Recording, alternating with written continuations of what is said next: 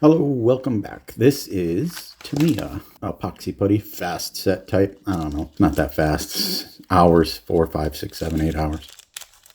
You can work with it for maybe an hour before it gets pretty thick or too hard to move. The juice I'm using here is a epoxy sculpt product. It's designed to like thin out or clean up their epoxy, the epoxy sculpt. That's epoxy with an A. The Tamiya epoxy is pretty much the same. Most epoxy putties are quite similar. I will put this thinner on tools or on my fingers. When you're mixing the epoxy together, it helps prevent them from sticking to your fingers.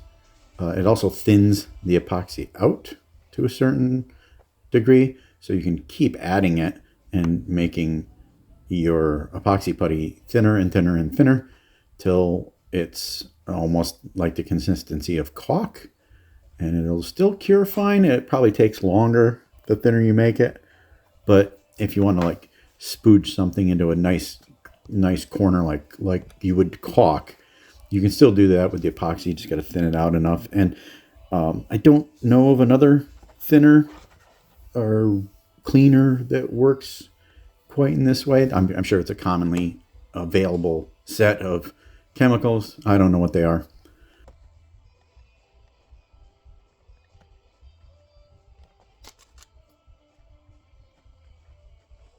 Here I am cleaning the step left over, the transition between the position of the old torpedo hole and the new one.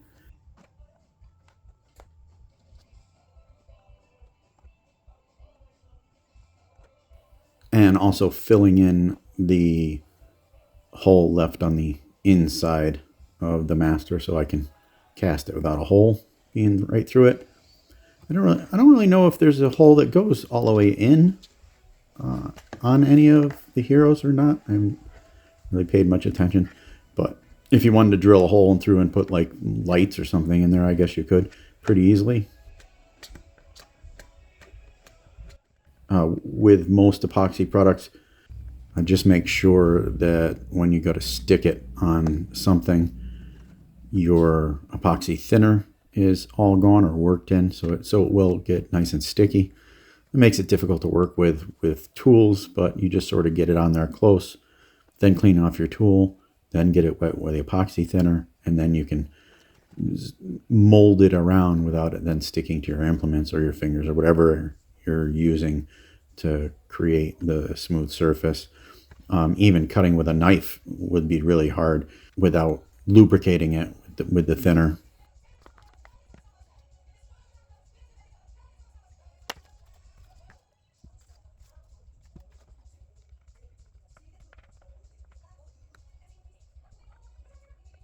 Any cleaning up you can do in this stage saves you sanding later on.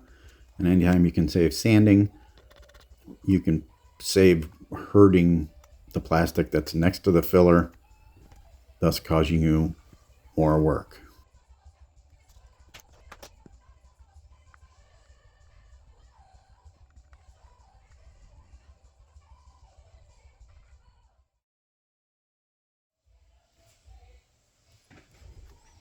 Here's a sequence, just sticking on the evergreen strips with CA, thin CA.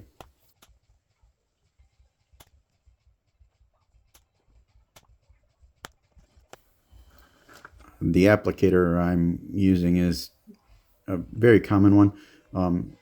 If you look close, you'll see that the tip necks down. The plastic they use, you can just grab it and stretch it, and it'll make a thin spot. If you do it with like garbage bags, do the same thing. If you pull them, they kind of neck down, but they don't. They stretch but don't tear. The little thin tube on the applicator will do the same thing. Stretch it out, and then you cut it to whatever length you want, so you have a very thinned out bit at the end. Not only does it make it easier to apply the CA in a very small spot, but you can leave the CA in there for days, and it doesn't cure because it doesn't really get a lot of air inside the little tiny hole in the tube. I only ever use X-Acto brand blades. I've tried other ones. Most of them don't seem quite as sharp as the X-Acto ones. The X-Acto ones do dull quickly.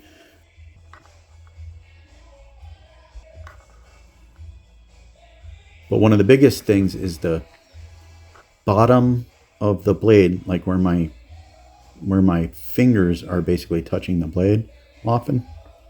Or like if you're cutting, like whittling, and you pull it in toward your thumb and slice some, the blade is flattened off there. There's no blade pointing down. So when you're buying X-Acto knife blades, look at them very carefully, because if that blade goes down to a little point and then you're whittling or gouging some off toward your thumb, like paring, and you slip and send it into your thumb, the X-Acto blades have a flat spot there, so you won't jam it into your skin, which is nice. I do have reference pictures up on a laptop right in front of me, so as I'm placing these, I can get them lined up as faithful as possible. I have drawn on the fuselage with pencil lines, and that's the basic shape and size of the parts. So when I'm cutting them out, I can cut them out as accurately as possible, plop them in the little pencil line holes I have, and then when you got them on, then eyeball it compared to the reference photos. And if it doesn't look right, yank them off, recut them, do whatever you have to do to get it right. But I've tried just like, you take a photograph, print it out on paper, cut everything out to size, and then you stick it on, and it never works. Like all photographs have like lens distortion, and you're looking at it from one angle, or they're not straight on, exactly straight on. Obviously the fuselage has an angle to it no matter which way you're looking at it. So there's always going to be one spot that is probably fine and you can measure perfectly. But then what you want is the feel of the distances and the sizes to look right. The one part where you want it to be as accurate as possible is any place that's close to like the panel lines and the like the stripes, for example. So if you have the red stripe that goes down the side of the fuselage, and this piece is supposed to be split evenly on the red stripe, or just butting up to the red stripe, or all the way in the red stripe, you want to make sure that that happens to the best of your ability. Reason being, obviously, is at the end of the day, you're going to paint this model, put stripes on it, and blast marks and damage. And if you're copying reference, you're going to want to be able to line up your masks or your stripes or whatever. And if they don't cross over these little chits or a panel line, and you have to cheat it one way or the other, it's less than ideal, let's say. Having a set of calipers available to you is indispensable. This is a Matua Toyo. It's basically the cheapest caliper they make, which isn't cheap, but the feel of the slide action is so important. It's like using a sharp knife. It's like using fresh sandpaper. A nice feeling set of calipers is important. If it slides nice and you can get it just like sprue cutters, anything. If it's sharp and it's smooth, it makes modeling easier. That little metal square I'm using is an X-Acto brand square, I believe. The sprue cutters I use are the Tamiya 123. I don't know exactly the model number. And as far as X-Acto handles go, I don't care. Never cared. All I care is what the blade is on the end of the thing.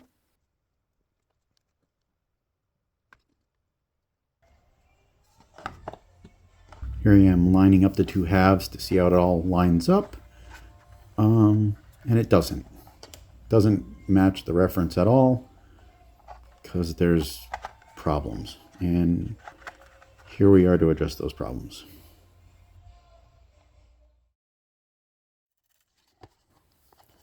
There are a lot of subtle differences between all of the fuselages and their scribes and the little chips.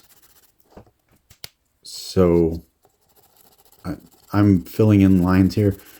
I'm going to be moving these lines a 1/16 of an inch, some of them, and the other ones like an 1/8 of an inch. The big difference is the length of the torpedoes is about the same, but because I moved the back of the torpedo back, I should have moved the front and back. So we'll be doing that.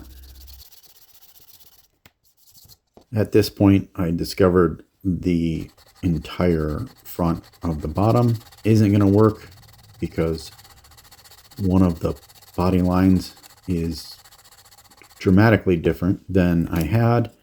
You can see I include a photo of this in the forum post. What I'm using here is an automotive filler. This is called icing. It's by US Chemical, USC. It's basically finishing putty, pourable, brushable. It hardens up very fast. It chalks over very good. Shrinks very little. Goes on super wet, so it just sticks to anything and doesn't leave air bubbles, and sands like an absolute dream. Sands very similar to a resin model, which is why I'm using it here. If you were to like fill in all the body lines in something and then just rescribe it all, this would be the thing to do. The super glue works well on little bits here and there, but had I known there was this much wrong, I would have just filled in half the freaking front, half the back, or half the top, half the bottom, and just started right over. But anyway, good stuff. I'm using the sanding stick here instead of the sanding block because the sanding block is not in this room right now. Otherwise, I would have used that. It still doesn't clog up the sanding blocks much, but I do have to blow them out. There's some primer on it, and here I am basically getting ready to rework the fuselage.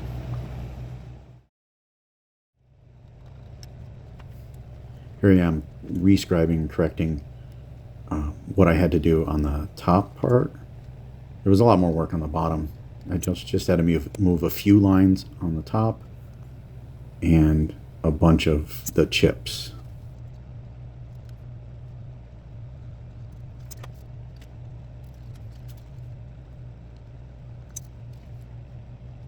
And again, like everything else, when you do the scribing, you make errors, you didn't fill it quite right. It never works out the first time. So you have to go back and fix your errors.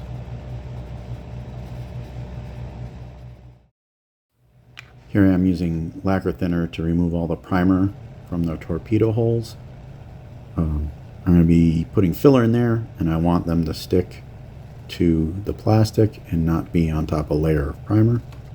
If you have a nice tight Q-tip that doesn't have a lot of fluff, Tamiya has them, and soak them in lacquer thinner, and you can basically just wipe off all of the paint that's in your way, and it'll cut this nice, beautiful little thin edge. Trick I've been using forever. Never really thought much of it, but I don't think I've ever seen anybody doing it before. Here's more of the icing finishing putty. As you can see, it just drips in there, and it'll stick. You don't have to force it in like putty or epoxy. Just goop it in there, and it's stuck. This stuff works great. Obviously, works on auto body for that purposes, but use this for everything. Use this for models. Use this for, say you got a big dent or a scratch in wood trim on your baseboard or in your door or whatever. This is super fast. Throw this in there.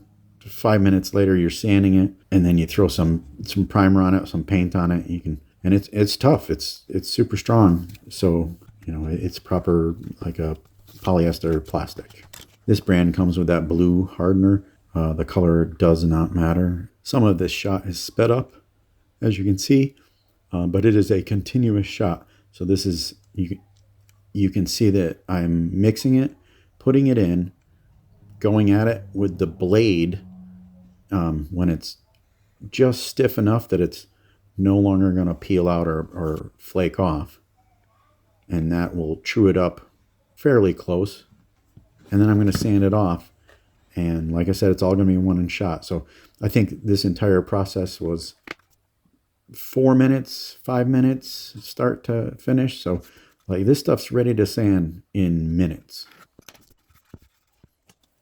Regarding the Tamiya cotton swabs, I believe they are Puritan medical products, low lint cotton swabs. I bought 1,000 or so a couple of years back. They're identical. They come in the same little 20 packs that are in the Tamiya packages. Tamiya doesn't make a ton of money on them. They're maybe double the price. But if you want to buy a lot, you can buy 250 pack or 1,250 pack or something like that. And like I said, they're Puritan medical products, and they're called low lint cotton swabs. And there's all kinds of sizes, and the pointy ones and the flat ones and the micro ones and one-ended ones and two-ended ones, and whatever floats your boat. Here I am using the 3M 100 grit or 80 grit. It's probably 80 grit, and it's stick it. So you just cut out little chunks and stick it to whatever you want as a sanding form.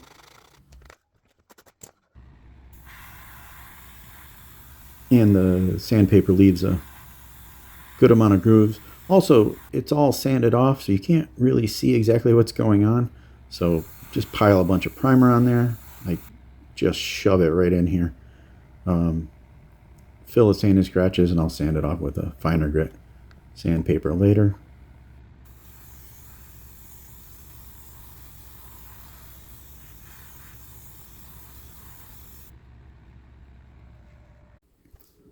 So you can see the front end of the hole is just behind the panel line that wraps around the bottom, just as it is on Red 5. But because it's moved back, the panel line's moved back, that's wrapped around the bottom. So all of those little angled details on the bottom that I've now gotten rid of were off by, I don't know, 3/8 of an inch.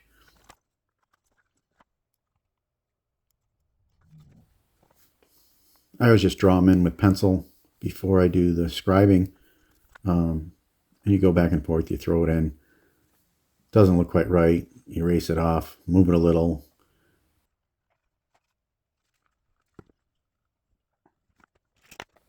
Probably what's going to happen is I'm going to scribe it all in, look at it, discover I've messed up half of it, fill it all back in, and start over.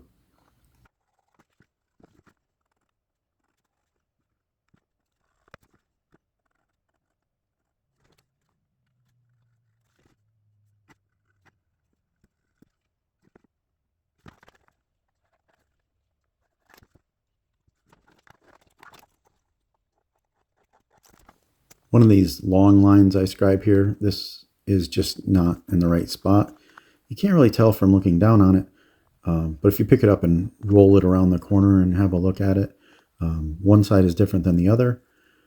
So I have to fill a bunch of it in and fix it again. It's not really a bunch, it's maybe like 3 or 4 lines are just not quite exactly right. But I don't notice it till later when I'm putting the chips on that the chip doesn't fit quite the way it should.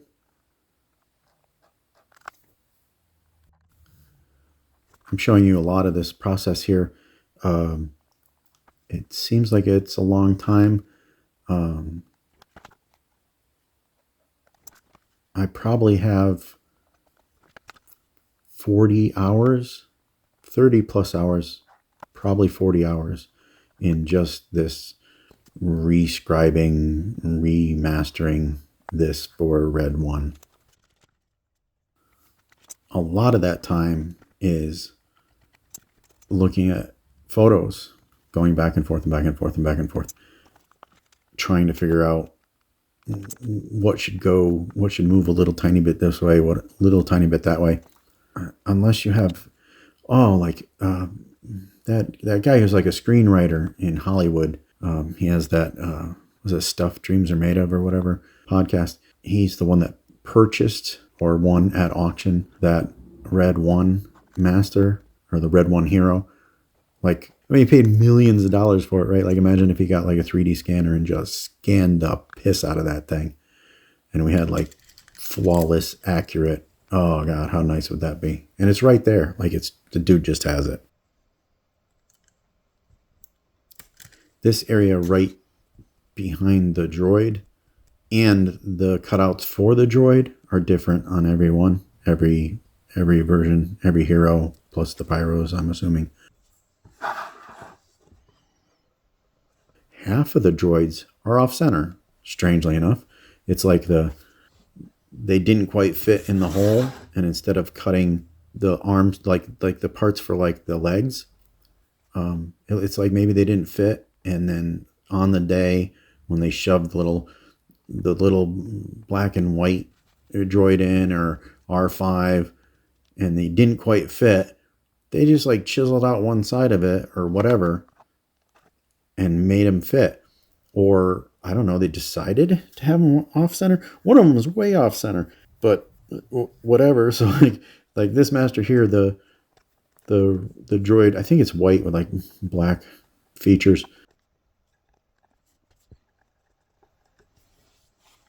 This one is pretty centered, but it has this little wall behind him that's on and it's got an angle that the droid strip has to be cut back into.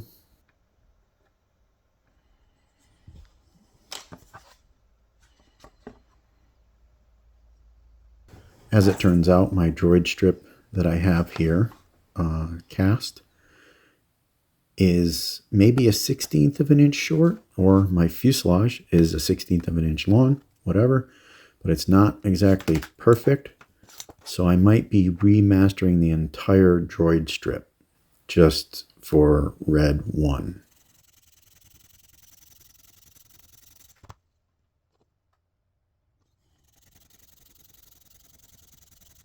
It's looking really quite good now, quite happy with it. Just some minor little touch-ups and corrections on the scribe lines. Error corrections like just overscribe or slightly wiggle. Anytime you scribe anything, I don't know, whatever, you'll be scribing a dead straight line, and then one little spot down the line will have a little wiggle for it. I don't know where you hiccuped or whatever, but it's really, really close now. I'm going to prime the whole thing again with a real thin coat and have a good long look at it and see if it's good to go. I'll be machining up another like custom aluminum tray to hold the mold halves. I don't know if you guys are going to want to see that action or not, but that's just to save mold rubber, because these two parts could use $200 in mold rubber. And if I could cut that in half just by machining a couple $20 pieces of aluminum, that's worth it. As always, thanks for watching. Check out my forum posts. They're linked in the description. If you came from the forums, thanks, guys. I will have photos on most of the posts that aren't in the video, so that's something to look for. And see you on the next one.